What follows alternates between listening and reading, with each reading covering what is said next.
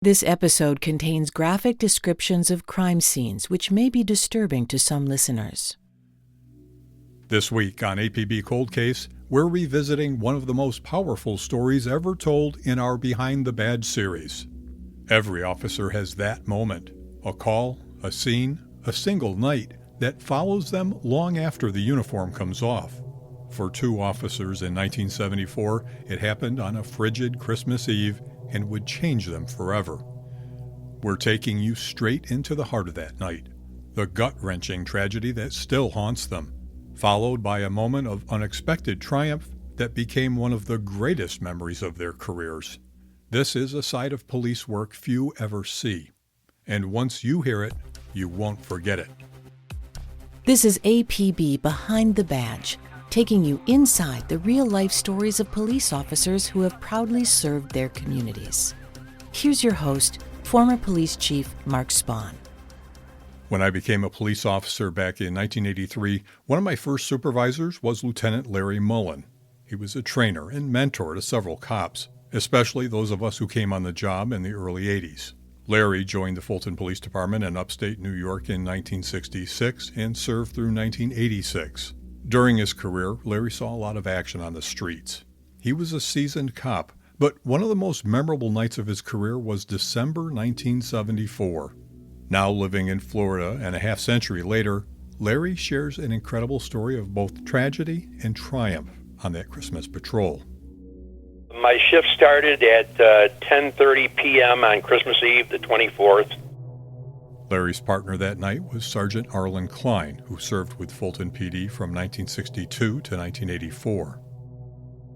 As soon as we reported to work, the first news we received is that Trooper Larry Wood had been struck by a drunk driver while he was investigating a separate drunk driving accident. The news hit hard. Larry Wood was a trooper with the New York State Police and was well liked by his colleagues. The injuries he sustained that night would be life-changing. Larry, as a result of that accident, had never served another day with the state police. I think it was severe brain injuries.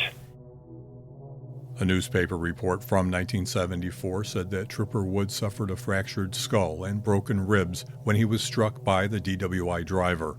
But the police officers who were just starting their night patrol couldn't stop to think about their friend. That would have to wait. They had a job to do and were now on duty for the next 8 hours. This was just the beginning of what would become the most memorable shift in the careers of both Officer Larry Mullen and Sergeant Arlen Cline. But things were about to go from bad to worse. I believe I had been on duty for about an hour or so, patrolling the west side of the city, when I received a radio call that there had been a bad accident out on Route 3. I went to the scene. It seems to me I was fairly close to that area when I got the call, and so I got there pretty fast, and I came upon a car. Actually, it turned out to be just over the city line into the town of Granby. The first thing I saw was this vehicle that was utterly demolished, and there was a small burning out kind of fire. There was a lot of smoke, but most of the fire had gone out. Exited the police car and ran up to the car, and I could see that there were remnants of 5 indistinguishable kind of human beings that were just almost immolated. They were just charred black. And I also remember that there were Christmas gifts strewn all about the place. In one tragic instant, lives are changed forever. The driver of the other car, he was drunk.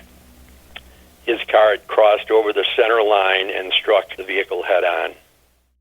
In a small town, it's not unusual that cops will answer calls involving people they know. Officer Mullen would later learn that he actually knew the victim who was driving the car hit by the drunk driver.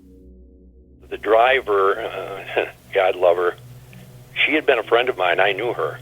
There was her and her 3 small children, and then there was an older man with her, but the 5 of them apparently had been on the way to her house, probably to open those Christmas gifts. Troopers arrived, and the sheriff's department, I believe, also came, and of course, Menner's ambulance responded. I believe the fire department was there. It was a very active, very busy scene. Myself and my sergeant at the time, Arlen Cline, we We set up flares, I believe, and somewhat secured the scene until other law enforcement arrived.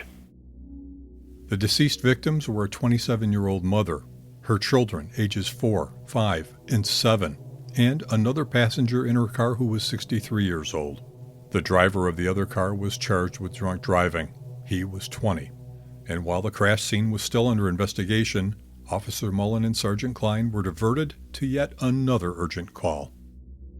Arlen and I received a radio call to drop what we were doing. We had to get over on South 2nd Street, that the lady there was about to give birth, and her husband had no means of transportation. So we headed off in that direction.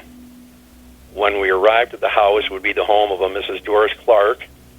Her husband met us at the door, and of course in a very excited state, and he said that his wife was about to give birth and that he believed was supposed to be twins.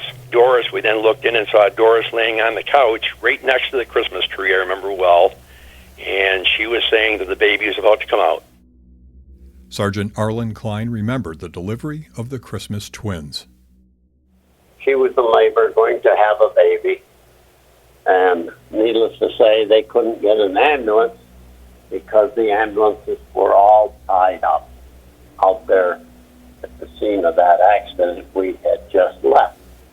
I just took off my jacket and settled in, and the baby was born. Arlen Cline crouched in front of her and delivered the baby almost immediately. There really was there was no time to spare on that. And he immediately noticed that when the baby came out, that the umbilical cord was wrapped around the baby's neck like a noose. The first one that was born, it had a cord wrapped around its neck and got it straightened out and everything. Arlen was a very calm and cool, collected kind of a guy, and he just very calmly just unwrapped it. I asked Sergeant Cline if he was concerned about the umbilical cord being wrapped around the baby's neck. He was confident about his abilities, and he told me why. I'll tell you, I was blessed. I was one of the first officers of the Fulton Police Department to ever go to police academy. And it was one of the best schools I ever went to, believe me. They really put on a good one. And, of course, within that school, there was a lot about delivering a baby. It was more or less a rewrite of what I learned in the school. The first baby had been successfully delivered with the help of Sergeant Cline, but another baby was still on the way. Here's Larry Mullen.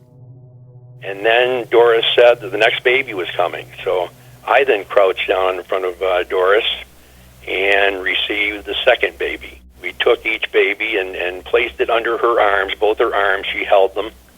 We were going to transport, we were trying to figure out a way to transport her and the babies to the hospital. But eventually we did get them to the hospital, and where the doctors congratulated us, patted us on the back. You did a great job. Larry Mullen told me the experiences of that night continue to resonate for him and Arlen Cline. To this day, in fact, I spoke with Arlen just the other day. We keep in contact with each other quite often. We'll call each other and chat. And I was talking about this incident, and he said, I don't like to even think about what those bodies were like. He said, and so I put them out of my mind, except once a year they come back. Christmas every year will remind them. And I said, that is exactly the way I feel. The bodies, the scene was the worst thing I had ever seen in my life. Arlen agrees, the worst thing he had ever seen as well. A sickening sight. The bodies burning, and I still remember seeing the Christmas presents still wrapped there, that didn't burn. It's a scene that you kind of like to erase, but there it is. It does come back to you. It's around this time of year when many of us look back at special memories of past holidays spent with family and friends. But for the officers working in Fulton, New York on Christmas Eve 1974, it's the one time of year they allow themselves to remember. The career of a beloved state trooper ended that night when he was struck by a drunk driver, sustaining a traumatic brain injury. and the family tragically killed in a horrific car crash caused by another drunk driver. But if there was any ray of light that night, it came from the maternity call where Arlen Cline and Larry Mullen delivered twins into the world. The babies being healthy and us doing our job to the best of our ability, I think that relieved some of the memory of what had happened to poor Leslie and her family. I can go from feeling pretty happy to feeling pretty sad in a very short period of time. Cops everywhere handle calls like these every day. They're eyewitnesses to the unfiltered side of humanity. They witness suffering and death, and they see people during some of the worst possible moments of their lives. And sometimes they get to be part of something truly miraculous. A special thanks to the first responders who have dedicated their lives to keeping their communities safe, and to my former Lieutenant Larry Mullen and Captain Arlen Cline for sharing their story. For more information about this episode, check out our show notes, pictures, and a blog at apbcoldcase.com. APB Behind the Badge is an original Spawn Group production.